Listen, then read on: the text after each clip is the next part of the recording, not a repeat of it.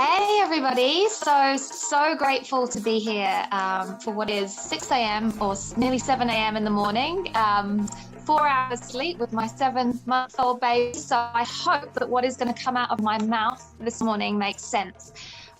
This is such a short piece of time to share something powerful, but I really want to leave a powerful message today. And it starts with the fact that every single one of you has a story. And my question as a soul goal coach is, are you leveraging that personal story or are you stuck in that story? So what I do as a business is actually help women who they're struggling from exactly what the last speaker was talking about, that whole subconscious energy, everything that has gone before affecting how we show up now. And as purpose-led entrepreneurs, we have to be showing up big. We have to be showing up bold. If we have a powerful story, then the world needs that right now more than ever. We have to use our voice. And where we find ourselves is playing small, clamming up, not sharing, not being visible, not being truly authentic. And so what I do is I help you to really get over those visibility wounds, hack those emotions that are keeping you playing small, and leverage that personal story for the good of your business and for the good of the world. So who I am and how I found this work, it really stems from who I was. And I'm trying to think when it was, 2006, I was in a really, really bad place. And I was driving myself up to work one day. I used to work 3 hours away from where I lived. I had an amazing job, had a beautiful corporate car, I had a beautiful salary. On the outside, everything looked like I had an amazing life, right? I was taking this trip up the motorway. I'm driving the car. I've got my hands on the steering wheel. And all of a sudden, my hands are starting to sweat. My mind is just turning around and around and around and around. There's this sick feeling coming up from the pit of my stomach. And it's like screaming to me, you can't go in today. You can't face that today. Claire, you can't go there today. And before I knew where I was actually turning the steering wheel of my car. And I was veering across the motorway towards the rumble bars, towards the edge of the motorway. God knows how I actually made it there alive. But I made it there alive, and I put my head down on my steering wheel and I cried. And a car pulled up behind me and he knocked my window and he said, "Are you okay?" And I looked at him and I wasn't, relieved that I was alive. I felt just like I just fucked something else up. Like I got this wrong again and I was disappointed in myself. And I'm yet to understand that day. I'm yet to understand whether that was a deliberate intention to take my own life or whether it was just a scream for help. What I do understand is that everything should have changed in my life from that day forward when I connected with the fact of how unhappy I was. But the truth was, I then spent the next 14 years still stuck. And I know that this is a situation that other people are in. They recognize where they are. They recognize those feelings that are holding them back. They may not be able to name them, but they feel them, right? You've felt that resistance when it comes to taking an action that you know will shift you forward. And it's like you're suddenly trudging through custard and suddenly then, you're doing something that's completely unrelated and procrastinating and second guessing. We all know those feelings. But what often happens is we don't know how to get over those feelings. And the truth is, and what I've learned from 14 years wasting time, is that you can take a quantum leap. And so what I want to share with you today is what I call the armor process. And the armor process is going to help you to take a quantum leap. So I want you to give me some love in the comments if you are wanting a quantum leap right now, if you have big goals and perhaps your action isn't stepping up. It's not as bold as it could be, or there's an area of your life that you really want to grow in. You really want to show up more. You want to connect with more people, but you do feel those feelings holding you back. So this armor process, it's going to take you from a place where, there is a reason that you are having those feelings, and there's a reason that you're not doing anything about them. And the truth is that they are keeping you safe. Those feelings are a safety net. And even though we are miserable when we look at what we have compared to what we want, we can be comfortably miserable, right? Because the idea of change is more uncomfortable than the discomfort of staying where we are. So these feelings are protecting you, and you are unconsciously choosing a life that isn't as great as it could be. And the armor process is going to help you to change this, right? So what are our armors? Every experience that we have been through in our life, you imagine even being 3 years old, a little child running into a rock, right? We have no cognition at 3 years old, no cognition at all, right? So it's like there's a rock, we just hit it, I'm feeling something. We can't take meaning out of that. And so we run at the rock again. And it takes us a few times to figure out that we have to go around the rock. We learn something, we put an armor on, and it helps us to move forward. And so as a child, we are putting these armors on every single day. What the previous speaker talked about, how mummy reacts. My mummy had bipolar and reacted absolutely, insanely to me sometimes. But as a child, I just absorbed that shit and I just took that on. And I was like, there's something wrong with me, right? The older I got, the more I started to place that meaning. There's something wrong with me. I'm flawed. It didn't matter whether I showed up one way or another way. Like the reactions just were so volatile and so different. It was like just such confusion for me. I didn't know how to show up. And I started even from that young. One of my armors was to shut up. Don't speak, Claire. Don't use your voice because you'll be told that you're wrong. I had an experience at school where I did do something naughty, to be fair, and the teacher took me to one side and gave me a dressing down, and I got so upset, and I went out to the school playground, and I told the dinner lady, could you tell your daddy? Yeah, just get daddy. Sorry, children. And I got back up to this classroom, and the dinner lady took me back to the classroom, and she said, don't worry, we'll sort this out. And as I went back into the classroom, I was back with that teacher, and that teacher wrapped my legs with a ruler. I went home and I told my mum, I don't think this is right. This teacher smacked me. And my mum said, don't say things like that. We've paid a lot of money for that school. You'll get yourself into trouble. So there's these experiences going through your life where you put these armors on. My big armor was I can't use my voice. And you might have those armors as well. Maybe you got bullied at school and an armor goes on. An armor goes on to say, don't show up, don't be yourself, don't be authentic. So we have these limiting beliefs. We develop these protective habits.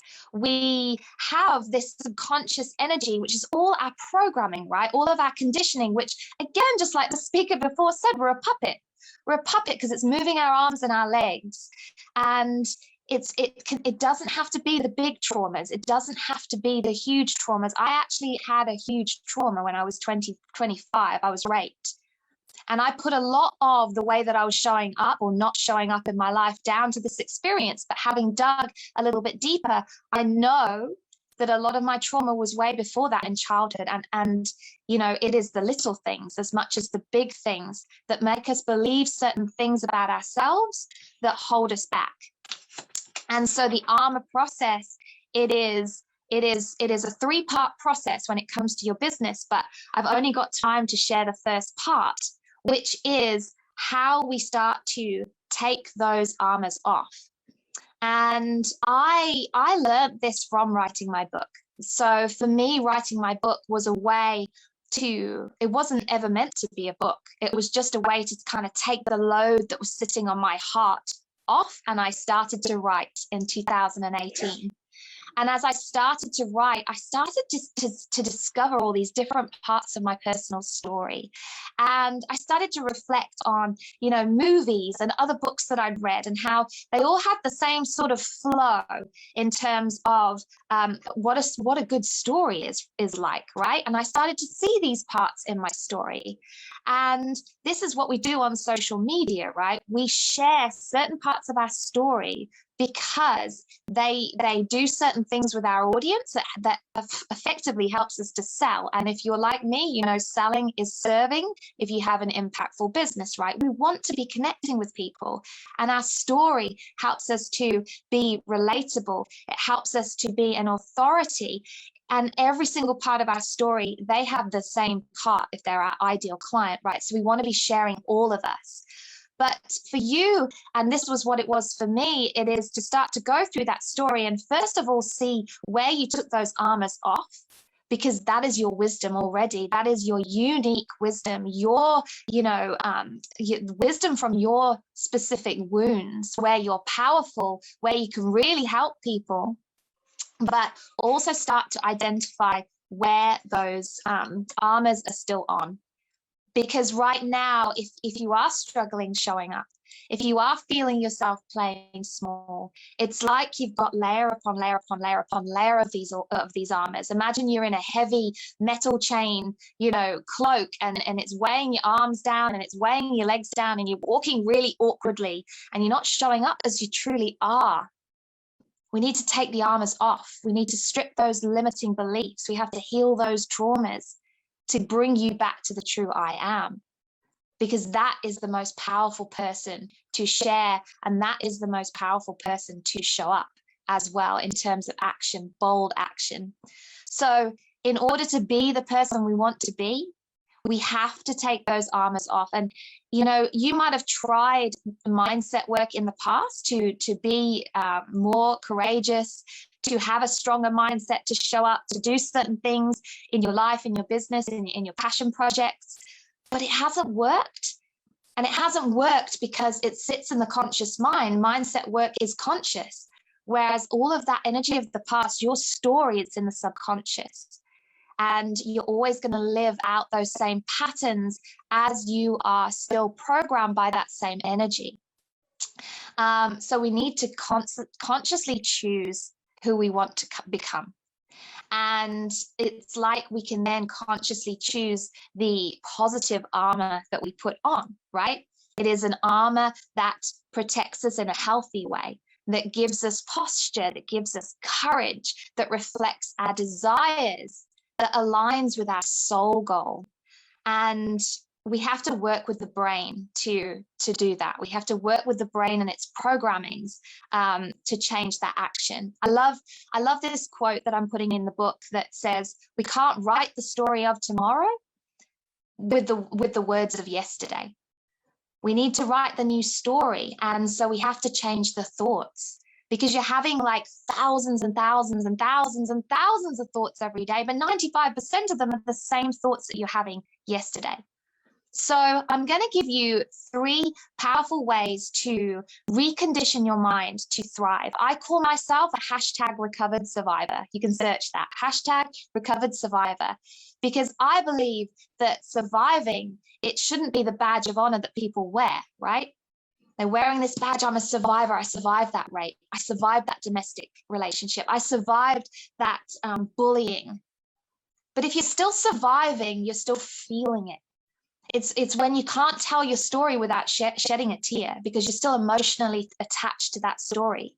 We are in our most power as purpose-led people, as people with a story, as people doing events like this, when we can stand up and we are emotionally detached from that story. A client described it to me as like looking at a picture book and only seeing the pictures and not really, being drawn into the words, feeling the emotion of the words. She could just flick through the picture book of her whole life, and then she could just put that book down and she was fine. It's emotionally detaching, and we emotionally detach through the trauma work. So that's number one. Powerful way number one is we have to do the trauma work in whatever that looks like for you. I use a process called E4, where actually in one of the Herstory conferences, I did a workshop and I took a group of people through this process, and the shifts were just insane. You know, the shifts that can happen in 1 hour. And we work with the brain. It's true biohacking. We work with the brain. The brain works in mental pictures, so we go back into those mental pictures and we see things from another perspective that changes the emotions that we feel, the meaning that we have, which changes how we show up, because we actually do the same thing that happened in the traumatic incident. We lay down a new command. Instead of the command that goes down, I'm not good enough, I don't have a voice, it is, I have a voice, I'm good enough. And we use that affirmation. You know, it's like any affirmation done in a high vibration sticks. And so that is the process that I use for trauma release. But there's so many processes out there, and that is step number one. Step number two is to create a safety for your neuroception, because your neuroception is it's always switched on, right? It's like your personal surveillance system, but it's broken. It's faulty. We don't need it like we used to need it when we had saber-toothed tigers hanging around every corner, right? So we have to desensitize our brain to stress, because at the moment it's like a CCTV camera, that surveillance system that's so sensitive that even when a little feather drifts across in the wind, or a little tiny tip of the tail of a cat comes along the bottom of the camera, it's going off and it's screaming, and that's your nervous system, you know, going. Who feels their nervous system go off, right? That heartbeat rising, finding yourself holding your breath, finding your blood pressure high. And we have to create this the safety for the neuroception. And the previous speaker gave such a simple, powerful idea of having a morning routine. Because, you know, we wake up in the morning and it can be our default to check our phone. It can be our default to just let those thoughts come in of everything that you've got to do today, of all of the stress. But when you set in place a morning routine where you direct what you think and you direct how you feel, emotional biohacking is directing how you feel. It's becoming in control of your emotions.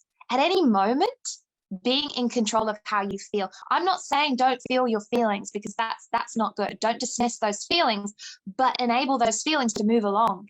Emotions are energy in motion. They have to move. We have to feel them. We have to hear their messages, but then we have to do something to change them to get back into state, because it's state that is going to create your impact. It's state that is going to create your income. And so, and it's state that's going to enable you to put that message as far out into the stratosphere as you can, right? So having a morning routine enables you to put your hands on the rudder of your ship and direct that ship through the waves. Your waves are just like I had my kids coming through the door, you know, bombarding my speech, the husband reeling off what he has to do, the to-do list. We don't need that stuff. We need our hands on the rudder of our ship, and we need to direct how we show up through our day. And the morning routine can help that. So I have a morning routine that you can follow. I call it the superhuman morning ritual, and I'd be happy to share that. It's available on my Instagram, which I can share on the chat at the end. So that is number two, is the neuroception, creating safety. Number three is changing your feelings in the moment. So one of the techniques that I use to change my feelings in the moment is breath work. Breath work is so unbelievably powerful. As you feel something, again, we have to move that feeling through, right? We have to move that feeling on. And so breath work can help us move into a state of gratitude if we're feeling, anything the opposite, if we're feeling low. If we're feeling stressed, we can bring the body into a state of relaxation, put ourselves back into the parasympathetic nervous system through our breath. We can do so much with our breath. We can energize with our breath. If you're not feeling like doing something, then do a quick breath work and you will be energized. You will be back connected with the true I am. All of this ego stuff switched off. All of those thoughts, I'm not good enough. Nobody's going to listen, and nobody's going to, I might be told that I'm wrong or confronted. It all goes away when we focus on the breath. And so I, again, have an amazing breathwork meditation that's like 10 minutes long, and I'd love to share it with you, because you can use that anytime during the day when you just need to get into state. So I believe everybody has a soul goal. And I believe that that soul goal, it's the start of your story. It's where you started. It's who you've always been. And it's that burning desire inside to do something, to be someone, to create something. And often it's becoming more than what we are right now, right? That soul goal is calling to us through its desires. It can show up as frustration if we're not there yet. But everybody has a soul goal. And if you aren't living out that soul goal right now, it's like you're a candle of hope that you haven't set a light to yet. Nobody can see that you're there. Nobody can see that you are there with your story and that you can help. And for me, after spending 14 years, I actually, from that day in the car, I developed a chronic anxiety that got so bad, I became agoraphobic. I didn't leave the house. That was the last day of my career. And I spent 14 years in a really, really bad place. And so from my heart to your heart, for me, if you are not creating from that true I am, then you are wasting and you are waiting. And the biggest lie that we've ever been sold is that we have time. So I hope that was helpful today. Please reach out to me. My Instagram is @CW_full_circle. And I'd love to share some of those things to help you. Take that story forwards.